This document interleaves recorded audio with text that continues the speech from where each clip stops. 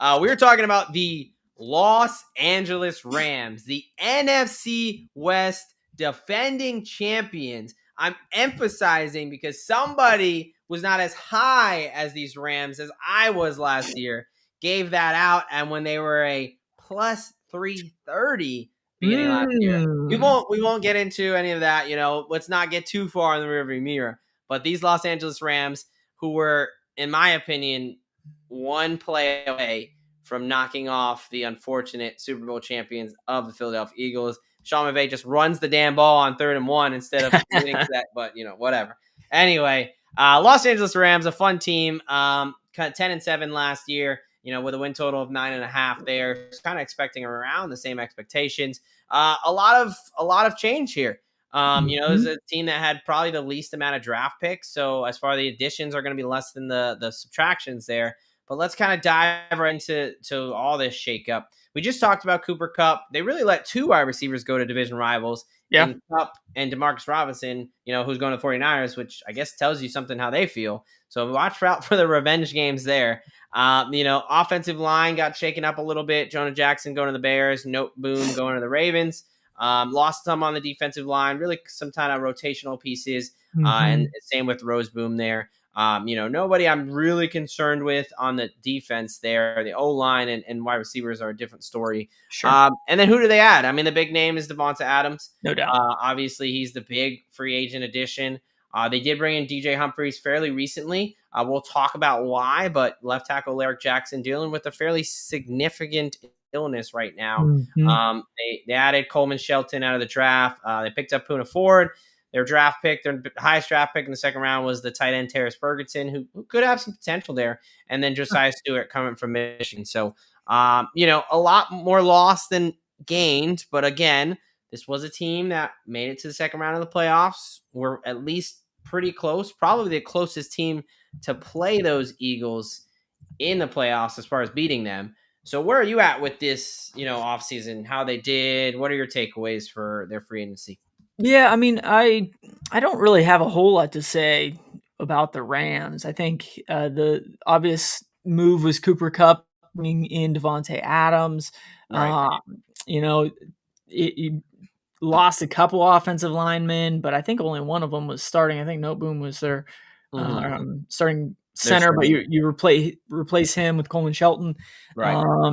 Other than that, yes, they had a few pieces leave, but they brought in a few pieces to basically fill them directly. So, yeah, not a ton of a change, just everybody's a year older. Yeah, almost zero, which everybody being a year older, the Stafford question, right? I mean, I think that they do have an elite top 3 offensive weapons. Kyren Williams, Puka Nacua, who we'll get to, and Davante Adams. I think that is among the best in the division. But, can Stafford stay healthy? He is, getting up there in his 30s, almost looking to 40 He's there. 37, I believe. 37. Yeah, he's had the elbow thing pop up a couple times. Yep. That's a situation that could really make this team, wheels fall off. Who is their backup quarterback, actually? Jimmy G? Jimmy G. Jimmy G. Okay. All right. I guess not the worst you could do, but definitely not someone who I'd be excited about. But anyway, I do think their defense is young and promising, though. I mean, they definitely were a team that, you could run for 200 yards on them pretty easily. And I think the Eagles still did. But as it developed and got these young guys with some experience, Braden Fisk, Jared Verse, Kitchens in the back end there. Yep. They really started rounding out to be a good unit. So I think there's some potential. Can they kind of bring that momentum going forward? Sure. But, as far as the Stafford situation, I think that's the biggest kind of question of what this team's going to look like. Yep. Any thoughts on Stafford? Is this a situation where you've kind of one way or the other, or we'll see? Honestly, my opinion hasn't changed a ton from last year. Not necessarily because they had, they made it to the NFC Championship game, or not the championship game, division. Right. Divisional round. Divisional round. But I think it's just one of those things over the last couple of seasons, and this did happen. It just happened really early in the season. They just have had injuries left and right on the offensive line with Stafford. Nacua was out for 3 or 4 weeks last year. Right. Will the Rams be able to stay healthy? And last year, back half of the season, they were very healthy. They started playing really good ball, and that defense, like you said, kind of shaped into a pretty good unit. But I just have some hesitancies as far as health goes, as far as a 37-year-old Matthew Stafford, a 32-year-old Davante Adams. He took a little bit of a step back last year. So, yeah, I have my question. Completely fair. Another season looks like we're going to disagree, but that's what makes for good TV, I want to say, but good entertainment there. But yeah, let's talk about, we were talking about the offensive line. You're talking injuries. They really got one major, and it's more of an illness than an injury. Left tackle Alaric Jackson, they're really kind of relying on some guys that were forced into action last year. And Alaric Jackson was one of those. He's dealing with blood clots right now. Obviously, something that can be very serious, from my NBA fans. Victor Wembanyama, Wemby just had this. This is something that is not a, no joke. It can be fatal, can be a deadly situation, so must be taken seriously. He also had this issue back in 2022. That's scary from a medical perspective, that this is kind of a, now I don't want to say recurrent, but at least has happened in the past. So there's no timeline on his return, as there shouldn't be with something like this. So, that's kind of why they brought in DJ Humphries as a little bit of backup, which, at least is a good move. But where are you at with this whole Alaric Jackson situation, guy that they were hoping to be their steady left tackle? Yeah, I mean, it's a scary situation. I mean, like you said, it can be a life-threatening thing. And especially with this being, I'll say it, a reoccurring thing, like, right. They have to get down to the bottom of, like, why is this happening? Why is it happening multiple times? Because is it football related? Exactly. Is this an effort, energy kind of a thing? Right. Is this just who he is? And if that's the case, that's not healthy. I don't know if we should be, trying to push around 350-pound guys if we're throwing blood clots left and right. Right. It'll be interesting to see his timetable, because this could be cleared up in the preseason and he's ready to go, or he misses the entire season. We just don't know. And that's, like you said, that's why they brought in DJ Humphries, who's turned into a journeyman himself, but he's a serviceable offensive tackle. Right. Yeah, he is serviceable, but obviously you would like Jackson to be there, not only to give you the little bit of the more potential, but to just more depth behind Humphries, right? Because again, injuries happen, as they know very well. So, I think it was smart for them to bring Humphries in, but obviously really just kind of hoping and praying that everything works out for Alaric Jackson in his career. But definitely a scary, serious situation we wanted to kind of highlight, because they're starting left tackle. So, I mean, we'll kind of want something to monitor there, and really one of those that, like Derek said, I mean, it could be cleared next week. It could force him to retire, right? So this is a huge variability with this. All right, let's get into the fantasy realm here, talking about the fantasy football takeaways for these Los Angeles Rams. Anybody you want to highlight for this offense? Give me Puka Nacua. Excuse me. Puka Nacua, like today, tomorrow, Thursday, Saturday, Wednesday. It doesn't matter. Puka Nacua is a stud when he's on the field. Yep. Yeah. Now, I mean, we're both super high on Puka Nacua. I mean, he's an APR nightmare if you're going up against Puka Nacua. And last year he showed the toughness trying to come back from that PCL injury. Turned out to have a pretty damn good season. Really. and Sean McVay just likes to utilize him in so many different ways. From like jet sweep kind of things, throwing him in the backfield and having him run routes from there, in the slot, out wide. I mean, Puka is an absolute nightmare to try to cover. Yeah, I mean, playing 11 games, one of those in the, where he was a little bit obviously banged up. Almost 1,000 yards in 11 games is pretty incredible. So, yeah, Puka Nacua, he's our wide receiver number 3 coming into the year, which is a bit higher than most have him. But we do think that he's, there's a chance. We saw what Cooper Kupp did in their Super Bowl run where he had the Triple Crown there. Yep. I mean, if Stafford likes a guy and he's got the connection, the sky's the limit. Yep. So obviously Puka Nacua that falls into that role. Especially when he's got a guy in Davante Adams across from him. Right. That's at least going to draw eyes, regardless of how old he is. The guy I want to talk about, though, outside another wide receiver, not Davante, not Puka Nacua, but Mr. Tutu Atwell, the guy who was their third leading receiver last year. And that was while competing with Demarcus Robinson for that wide receiver 3 role. They kind of both went back and forth. Demarcus Robinson is no longer there, and Tutu Atwell is. So I think he squarely is wide receiver 3, a guy who you basically can get for free. He's going super late if drafted at all. I think he's someone that can have a little bit of sweeper potential.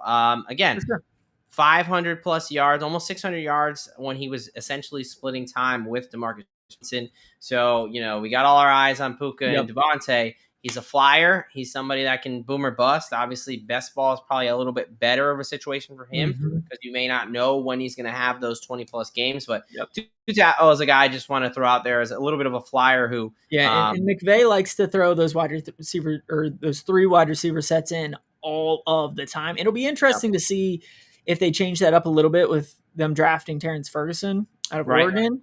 But at the same time, like Sean McVay has gotten to the point thus far, why would he necessarily change what he's been successful with? Yeah, exactly. So I think, he's definitely going to be the first guy, again, either coming off the bench or riding that wide receiver 3 set there. So I think he's going to just, I think he's a capable guy coming out of Louisville, but also he's going to benefit a little bit from what's around him. All right, let's get into the betting space, what we like to call the fun space here. So win total 9.5, a little bit, some juice to the over, around minus 145, and then the under, obviously getting some plus money there. Make playoffs between like 160, minus 172, depending on where you look. Miss playoffs, plus 140, plus 145. To win the NFC, as good as plus 195 over on DraftKings. To win the NFC West, that is. And then to win the conference, the NFC, as good as 11-1. And then Super Bowl, as nice as 22-1. FanDuel a little bit higher on them. They're a little bit reduced prices. DraftKings a little bit, thinking less of them, giving them some juicier prices there. So we will start there as always. Anything, futures as far as win total, playoff, Super Bowl, any of that stuff. Yeah, give me their under 9.5. Okay. Yeah. All right. Just give me their under 9.5. I think this is the year that the wheels finally fall off for Sean McVay and Matthew Stafford. And I just don't know, in division, Arizona, decent team. Seattle, they're a flyer, I'll say. And then we'll see what the Niners are coming off of their horrific season after a couple back-to-back NFC Championship games and a Super Bowl appearance. So, I'm just still not sold on the LA Rams. As your friend, and because if you're an LA Ram fans who was following us last year when I was high on them, oh, sorry, I forgot this point. They have a first seed schedule. They have the hardest schedule that they've seen for a while. It's all right. Pressure creates diamonds, brother. So you are not backing away. I'm giving you one opportunity to take back your play, but you're full charge ahead. Yeah, I think they get off to a perfect start. I think they just can't make up the ground. Okay. All right. Yeah, sure. Under 9.5 at plus 120. I will be taking the defending NFC West champion Los Angeles Rams to repeat and be the NFC West champions again at a nice juicy plus 195 over at DraftKings there. Okay. I will also be taking this Rams team to win the NFC at 11-1. Again, I remind you, one play away from defeating the eventual Super Bowl champions and getting to that conference championship game. Look, I think they got the best quarterback in the division in Matthew Stafford. I think they have the best wide receivers in Puka Nacua and Davante Adams. I'm not going to say running back. Obviously, I think CMC has a higher potential than Kyren Williams, but he is a good running back there. And I think their defense is the best in the division. I think Seattle might give them a little bit of competition, but from what I saw from the young guys, near the end of the year, this is a team that they, finished the season extremely strong, took that right into the playoffs and made a little bit of noise there.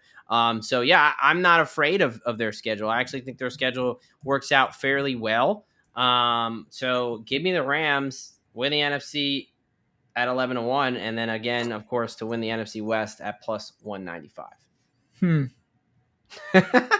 Okay. All right, so no commentary there. What else do you got for anything else for this Rams team? Well, yeah. I mentioned them getting off to a very poor start. Give me them to get 2 wins in their first 5 contests at plus 290. 2 wins. You're crazy. All right, so walk us through it. They have Houston coming to LA. I think that is a 50-50 shot there with CJ Stroud coming into town. Yep. Then they travel to Tennessee. I'll give them a win there. Then they have to travel to Philadelphia again. Last Revenge time they game there, didn't play very well. Then they have Indy and San Francisco coming to town in weeks 4 and week 5. So, like I said, Houston, I'll give them a loss there. Tennessee, I'll give them a win. But then Indy and San Francisco at home, they'll find a way to win one of those. But I do think that San Francisco will be a better squad than they had last year. But yeah, I think of their 3 games, I think they only win one of those. And yeah, I just think they'll only get 2. Yeah, agree to disagree. I see 4-1 there pretty easily, but all right, we'll move it along there. Okay, so you're going 2 wins in the 5 at plus 290 over on Drive. 2 wins for at plus 290, and then I'll take a wild card with Kyren Williams if for some reason you're correct. Not to say that one of us was like way above 500 in our game picks last year and one wasn't. But okay. But Kyren Williams to lead the league in rushing yards. If they're going to go into those double-digit wins, it's going to be on the back of Kyren Williams. He ran for 1,300 yards last year at 25-1. I couldn't pass it up. All right. Yep. All right. Yep.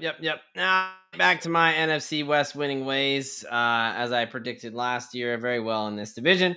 But I'll go for a little bit of a flyer as well. I'll start with Puka Nacua. I think obviously Kyren can do his thing, but I think Puka is going to be the main lifeline of this team, of this offense. So I'll give you the normal play of 1,250 plus receiving yards at plus 110 over on Bet365. And then my flyer here is for him to lead the NFL in receiving yards at 11-1. Okay. He had 1,400 yards his rookie season. He almost had 1,000 in just 11 games. Again, we talked about the Cooper Kupp situation in 2020 when Stafford has a guy. He has no issue throwing him the ball all the time, giving him opportunities. Puka Nacua, a guy who has huge potential after the catch. He's a very tough guy. I love Puka. I think the sky's the limit for him this year. This is probably irregardless of their record.